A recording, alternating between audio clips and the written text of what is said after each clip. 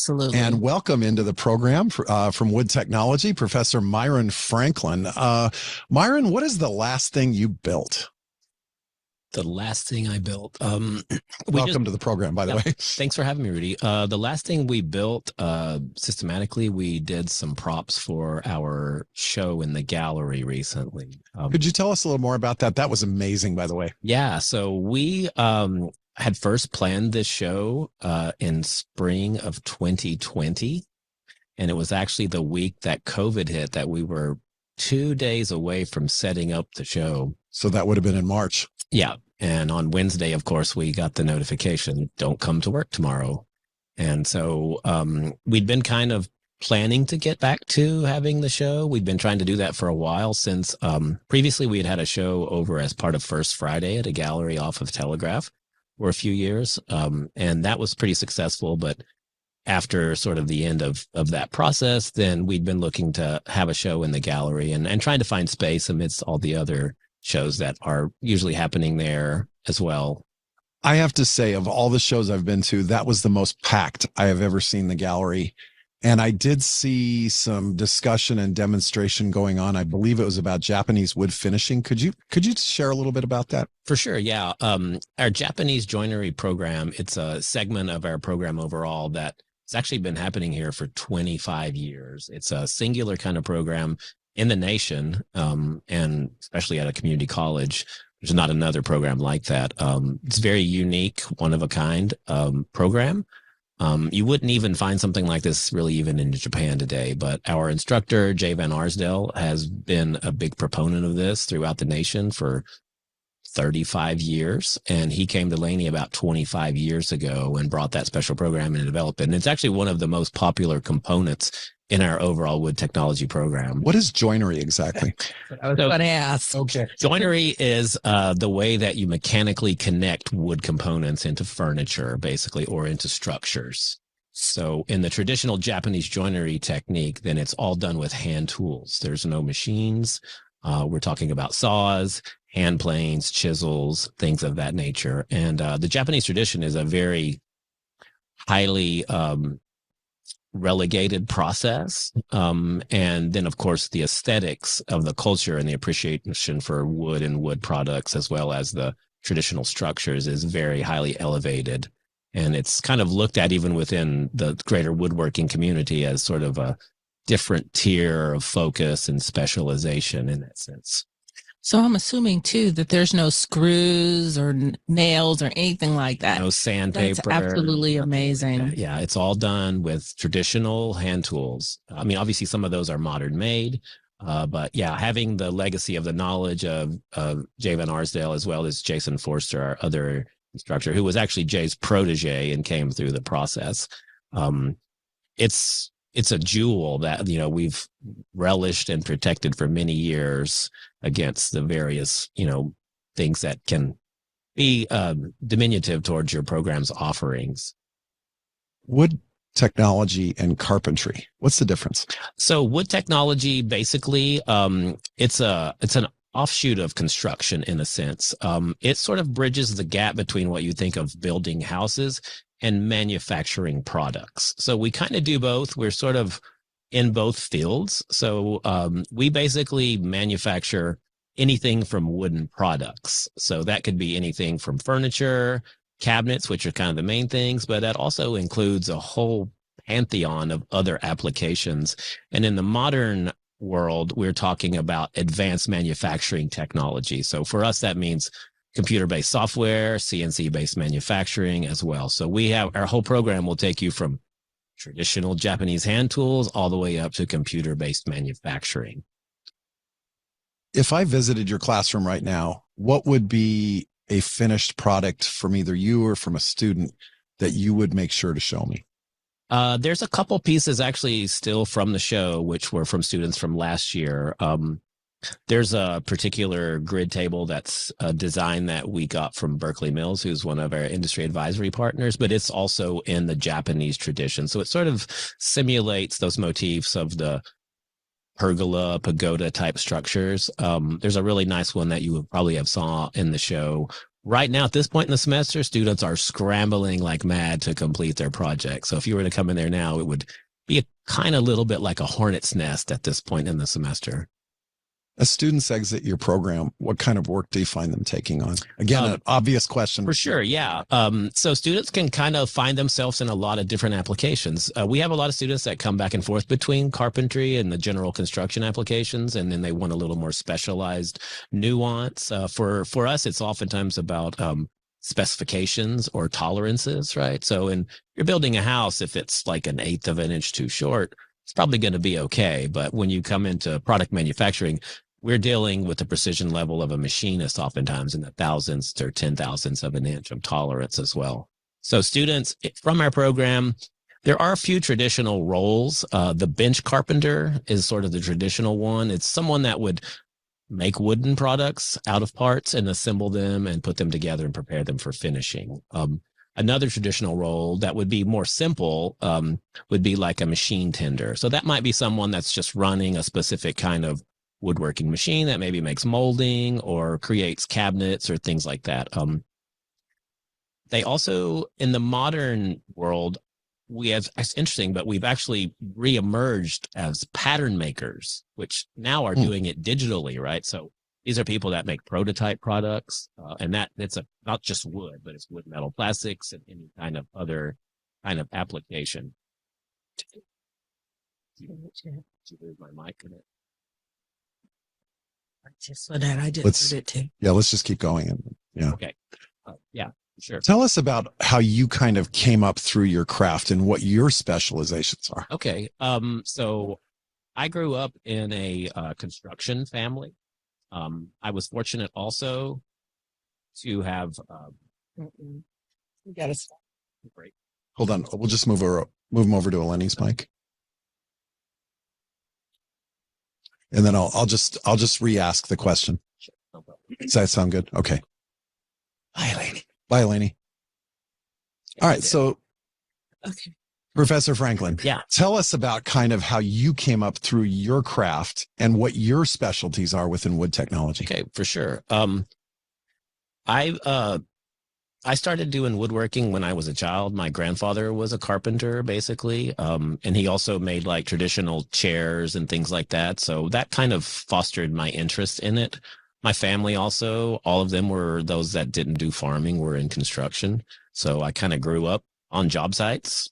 So many of the construction skills, I have like the broad spectrum of abilities and all that. So I've built houses, I've worked on commercial buildings, all kind of stuff through the time. Any particular type of building or construction that you take special satisfaction from? Definitely I enjoy furniture, but I also like building fine crafted homes as well. So I've done a lot of that over the years. And that's really for me, that's the interaction with the customer, the person that's going to live with this thing and get to experience its beauty and for many years. That rapport is really nice.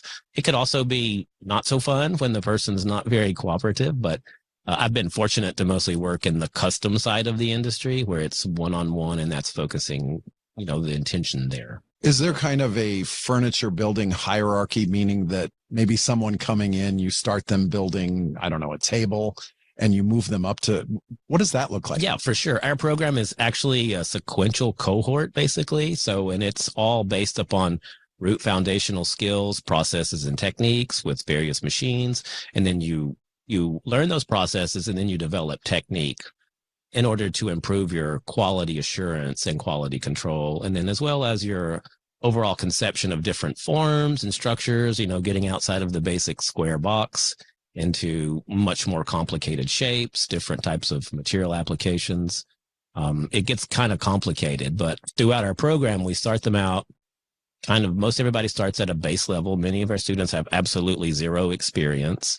Some of them are career interested. Some of them are here just for personal enrichment. And we don't really, as a community college, we don't try to create barriers to access for our students. So we welcome all. And then we try to get everybody to have a successful and enjoyable experience, but at the same time, learn some very highly technical stuff that can also possibly injure you if you do it wrong. So I was about to ask that question. Tell us about how you kind of guarantee or ensure safety in your classes. So yeah, as part of our safety program, which is actually our paramount outcome, right, that we focus on, that's safety first, literally. And that's, for me, I have all my fingers. They're all silver. Yes, you do. Right. Just for a listening audience, 10 fingers over there. I was well trained as well. In general, safety has been a big proponent of what I personally try to conduct and then also teach as well. So, most of our machines and tools can injure you. Some of them could be lethal if used inappropriately. So we have some very strict training regiments through supervised operation and through practical experience until we feel, and then we have written and practical safety tests that everyone has to go through and maintain, and then they have to do it over and over and over again. And we sort of stratify that, for our assessments to make sure that people are actually getting better at safety. Sure. Yeah, for sure. I'm curious. You were talking about the semester winding down and students getting anxious about their projects. What kind of projects have they been working on? What are you expecting? Okay, so students in the first semester, typically they will go through a sequential set of small projects that introduce them to the materials, to the processes, to the tolerances of fine measuring and then fine machining, so that they also have to do a very regimented layout program as well as part of this. So they're learning computerized drafting and modeling of objects, creating a full set of production prints and plans and different images and documents, written documents, process analyzing every step of the process along the way. So then their capstone project at each semester is a personal project that they will own typically and keep.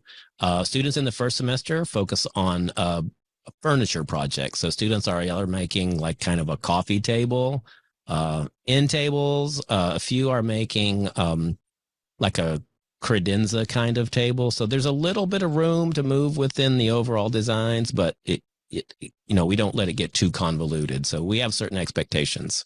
So pleased to be talking with wood technology professor Myron Franklin right here at the president's desk on 96.9 FM KGPC. All right, Myron, I imagine if somebody visits you at your home, there might be one piece you've built that you take special pride in. Could you tell us about it? For sure. I have a few pieces. They're at my other home in Tennessee, where I'm from originally. Most of the stuff, I've mostly given it all to my mom over the years. I do have a few special tables that were a little more complicated shapes with, inlays and different kinds of features as well with glass, other things of that nature. But yeah, since being a teacher, I don't really have a lot of time for personal projects. So it's been many years since I've actually built anything for myself. What shape is the table and how many does it seat? It's a bistro table. So it's a tall bistro table. That's probably really only for two people, but you could put four there if you really like them, want to get close enough to them. Staying on this subject, is there something students maybe come into the class brand new, but exit the class not knowing, wow, I'm now able to build this? Is there something that really gets that reaction from students? For sure. Yeah. Sometimes it's something simple as being able to measure very accurately. You see these various moments and that's what you kind of are after as a teacher of this serendipity, like when the light goes on and then somebody gets it. And it can be a very simple thing sometimes. For most students, I think it's just having the confidence to understand that they now have the ability to actually make something. So that hands-on experience, by and large, that's what most students come here for. And that's their primary focus. It's the experiential part of it. It's a very tactile trade. So everything you're touching, you're feeling, you're looking at it, you're evaluating it. And it's all based on your oftentimes personal aesthetics. But for us, there are also industry standards by which we must follow. Well, our most frequent guest on this show is actually Merritt College President David Johnson. And his favorite expression is measure twice, cut once. Something I thought you'd probably appreciate. Oh, for sure. Yeah. Sometimes you need to measure more times than that. But it's not the best practice to have to measure too many times. So it's measure accurately and record it. right? You mentioned being from Tennessee. What brought you to California? Primarily just adventure. My partner at that time had finished up undergraduate degree, and we had came on a trip, little vacation out here back in 1999 to visit San Francisco, and we went to like Santa Cruz and wine country, and it was pretty pleasant. And after she had finished her college, we were planning to move somewhere. Originally, we were planning to move to New Orleans, which is kind of like my other second home. I have family from there as well. But yeah, we just came out here and decided, what the heck? Let's give it a try. Yeah. Okay. So I moved to San Francisco in 2001. What just lifestyle wise, Tennessee to Bay Area? What's the biggest difference you found? Well, obviously there's the socioeconomic political variances there. We live in a very rural part of Tennessee in the summers where we have an organic farm and do farmers markets. And what do you raise? That just seasonal produce primarily. The typical stuff, tomatoes, cucumbers, peppers, things of that nature. Which is fun, but I also get to be with my family and spend a lot of time there as well. Which is great. And it's very country. There's lots of outdoor stuff to do. There's rivers and lakes and stuff everywhere. So it's a little easier to just step out your back door and do something in nature. And then lots of times with family and extended family. And excellent. Well, we're going to be saying goodbye to our TV audience here in a second. All right. Inviting our radio listeners to stay on. But just before we do so, somebody's interested in wood technology as a career. How do they get in touch with you? They can contact me, obviously, by email at mfranklin@peralta.edu or by phone at 510-464-3446. They could also just stop by at any time. And that's what many people do that are interested. It's best if you give us a heads up, because if you come by during class, it's a little bit disruptive, but oftentimes we would invite people when it's safe and appropriate to come in and actually talk to other students actively, during the class period, so they can actually get a sense of what their expectations really will be on the day to day, right? Because it's something that's pretty easy to romanticize, being a custom furniture maker. And just like any other craft, like, you think that's like the living end, right? But the realities of getting there, it's a whole set of stratifications of challenges to get there. Excellent. Well, thank you, Professor Franklin. And to our Peralta TV audience, thank you once again for joining us at the President's Desk. Radio listeners, stick around. We've got 5 more good minutes for you. 5 more minutes. There we go. All right. Welcoming back Professor Myron Franklin. Students who finish your program, obviously very career-minded, what do they typically do next? Where do they go next? What stage is next? Yeah, so we have a very active partnership with the industry, local industry, a pretty robust advisory board. And those go from very large facilities to small, kind of like 1 or 2 employee facilities. So we actually do kind of a service for our industry, and we kind of are like a staffing agency.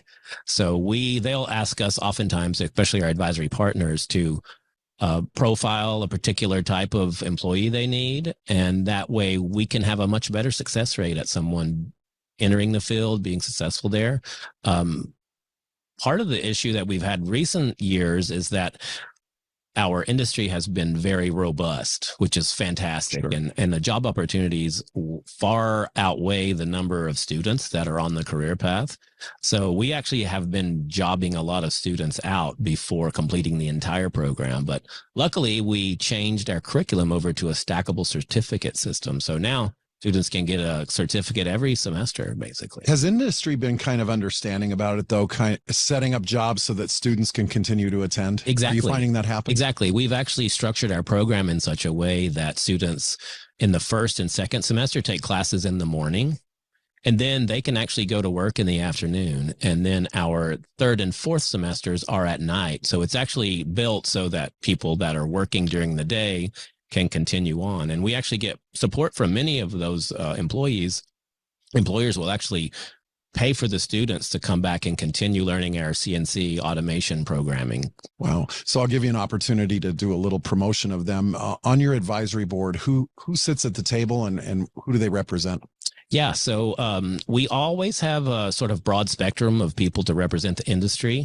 We have employers like Berkeley Mills, MN Builders, Shada Designs. There's a few others as well that, come and go depending on their availability. We also have representatives from the machine company supply side, the software companies that train all the proprietary softwares for our industry, Sure. as well as the material providers. So those are all local businesses. They're non-corporate in the sense that they're local. Some of those there's a few of them that are actually almost like B Corps, which is unheard of in the construction industry as well. So those are the best jobs, and our students that are the most committed, they usually get the first opportunity towards those jobs. We actually had 2 fantastic students this semester in the first semester that jobbed out. Mm-hmm. They will come back and continue the program in the evening. Definitely has a network feel to it, which is great. Definitely, right, for sure. So Myron, I'm going to go ahead and say this. We're 74 episodes in, and you are going to be the first person to get this question. For sure. Tell us about what's written on your T-shirt. I see it says Fab Lab. Tell us about that, and then tell us about Wood Technology's involvement with the Fab Lab. For sure. As you may or may not know, Fab Labs are basically learning resource centers for emergent technology. And the original one started in libraries across the country. That's right. They were an extension of that to help, promote that technology and then use it in innovative ways. So when that was conceived by a few departments here at Laney, with carpentry spearheading that, and now retired Cynthia Correa kind of helped start spearheading that, we all kind of came together collaboratively to try to create a Fab Lab at Laney. And then that also got replicated at the College of Alameda as well. But the Fab Lab itself is a great resource for students that are really into like tinkering and exploring on beyond the general curriculum, as well as and those students in the manufacturing sector and building sector, to learn about those new emergent technologies, which oftentimes aren't really integrated fully into our curriculum because they're new or the applications are very different than the standard sort of focus. So we were fortunate to partner with the theater at that time to utilize part of the space that they were using traditionally for stagecraft, to utilize the space. And now, of course, we have a larger project to expand and partner with the art center as well to help bring some more technical capacity into the art students. Felicia, I've got to share this. About a month ago, I went to an event where they did the East Bay Economic Development Awards, and it was attended by County Supervisor Keith Carson. Mayor Tao was there. There were a lot of people. And then just in the middle of it, Laney College Fab Lab got a shout out for designing the trophies or the awards for the event. Yeah. And it was something amazing. And it's one of those things where you kind of imagine the impossible, if you will, when it comes to what comes out of a fab. Right. Yeah. I think a recent example of award designs with the Flying Pig Awards. Yeah, those are cool. Right. Our Chancellor's very own cool award. Thing is we made face shields during COVID for medical applications as well. Right. So for all the colleges. The idea, it's kind of part of an extension of the maker movement, and Oakland being a maker city. The idea is to create, local resources where you can fabricate anything you might need in the event of severe supply chain breakdown or other kinds of energy disasters or things like that. Well, Myron, thank you so much for joining us today. You are one of the most engaging people I've met in my 6 years at Laney. I knew this half hour was going to fly by, and it most certainly did, and absolutely would welcome you, your colleagues, your students to come on another episode. Excellent. We'd be happy. Glad to have you. Always talk about what we do. There you go. And to celebrate our students' successes. Absolutely. Well, audience, as we wrap up another edition of the President's Desk, we want to thank our listeners and our viewing audience up and down the great state of California, from the far north in the 717 and the 530, all the way down to SoCal in the 619. Big shout out there, as well as our listeners right here in the 510, tuning in from Lake Merritt, Oakland, Chinatown, downtown Oakland, West Oakland, East Lake, Fruitvale, Diamond, North Oakland, Adams Point, Central Oakland, East Oakland, the Oakland Hills, Montclair, Piedmont, and of course, those right here in Oakland listening to us on the Laney College campus. As we close up shop at the President's Desk, straighten out the desk chairs and turn the lights off at today's program, Felicia, great job. Take us home.